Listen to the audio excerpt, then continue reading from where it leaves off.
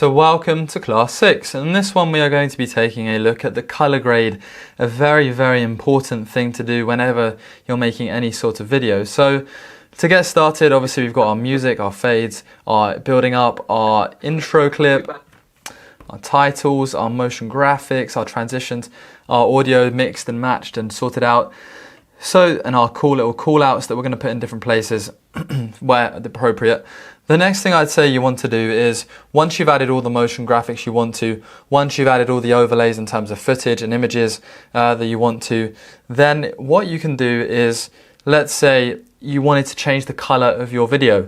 What you do, and this is a pro tip again, you have to basically create an adjustment layer. This is the quickest way to do it. So we're going to head over to the assembly panel. Then, like we talked about at the start, we're going to head down to this little page flip. Click adjustment layer.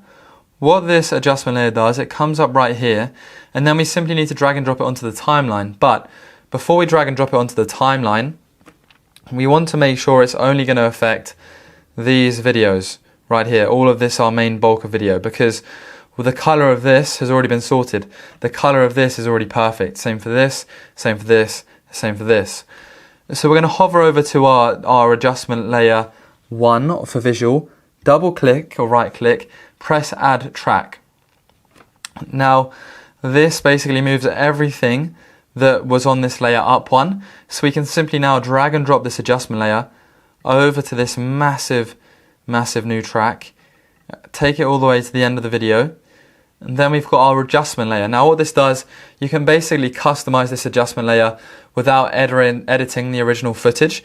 So if I was to simply color grade this clip, it would basically affect this clip and only that clip, and then it'd be hard to get rid of it. Whereas by doing it on an adjustment layer, how do I describe it? It's like if you wanted to make a piece of can look red, rather than paint it red, you could get some yellow glass and put that red glass in front of the can, then it seems red, as opposed to just painting the whole thing, because painting the whole thing's a lot of effort, right? So, you know what, I don't know what it is today, but I've got a bit of a sore throat. So let's get a little drink. I hope you're doing well, guys. I hope it's probably day 2 for you on this class. So I hope you're doing well. I hope you're still enjoying it. I hope you're learning lots as well. That's the main thing. So yeah, we're going to head over to the color panel. And then we're simply going to have a look at the basic correction, and then we're going to have a look at the creative. So obviously for me, this video is all one sort of color because I'm in the same location. Therefore, I only need to color code one section of clips. If I had different clips with different positions, with different backgrounds, with different colors in the background, then color grading gets a bit more complex and takes a bit more time. But for example, this one right here, let's just take this still shot of me semi-smiling. Actually, no, let's get one of me pointing and smiling. Now, to me, the color doesn't look too bad. I'm going to turn up my brightness. So I feel like if just making sure a bit more, less warm, a bit more of a pop, a bit more of a fine finish. The first thing I'm going to do in this instance is head over to the creative section, then look at a preset menu for the color codes. So let's click on them. We've got that one. Not bad. We've got this one, horrendous. This one, horrendous. And they might all seem horrendous at the start, but basically that is because you want to turn down the intensity. We want to turn down the intensity, really. A pro filmmaker told me this once, because I do a bit of acting.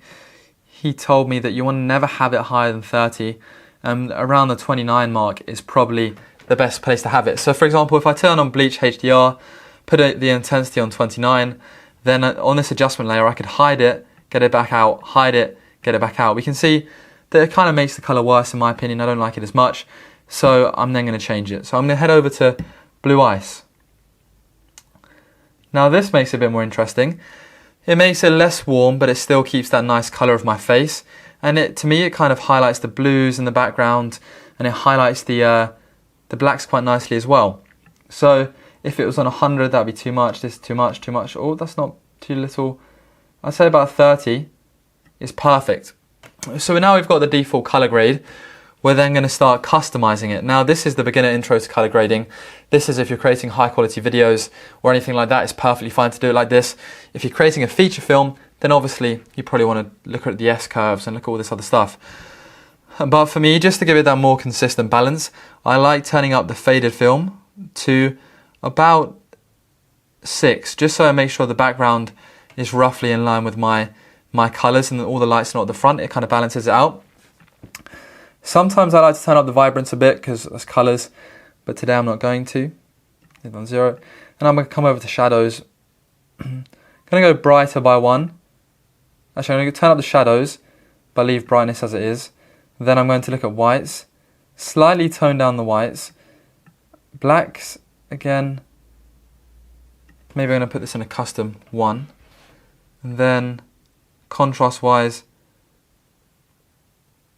I'm going to turn it slightly down, but then I'm going to go back onto Vibrance on Creative Panel and turn this up to about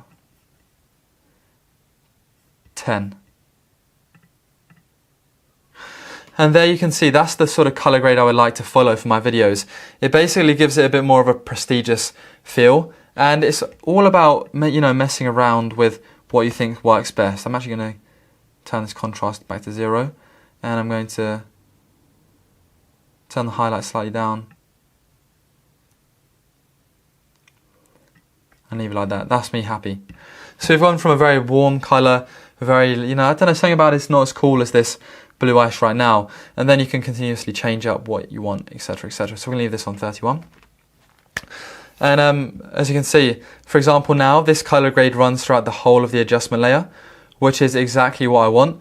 I can delete the adjustment layer, goes back to that, get it back by that, hide it so I can see the difference. And it's really about changing the background color to a more bluish. It really depends what you like. You know, it's all about what you think works well for your video. There's no right or wrong answer. There's obviously stuff like this, you know, let's see here, click on the adjustment layer, shadow tint, and you know, if you wanted to make it super green, or if you wanted to change up the S-curves, let's click the S-curve up, which is, for me, a bit too much. I don't know, the midtones is quite good to turn up, to be fair, but for me it's a bit much to be playing with. I'm not as confident looking at this sort of stuff as I am with what I just showed you, although I've just had a mess around for myself for the first time in a while, and I actually quite like what it's just done. By toning up the midtones, it seems to have given it a bit more lighter feel, which I quite like. So there you go, even I just learned something new. So there's why I'd suggest playing around with basic correction, creative, and then once you understand it a bit more, I'd maybe look at the midtones, obviously shadows and stuff like that. Is there highlights again? You know, play around with them all and see what you think. But there you go, there is color grading. Thank you very much. On to the next.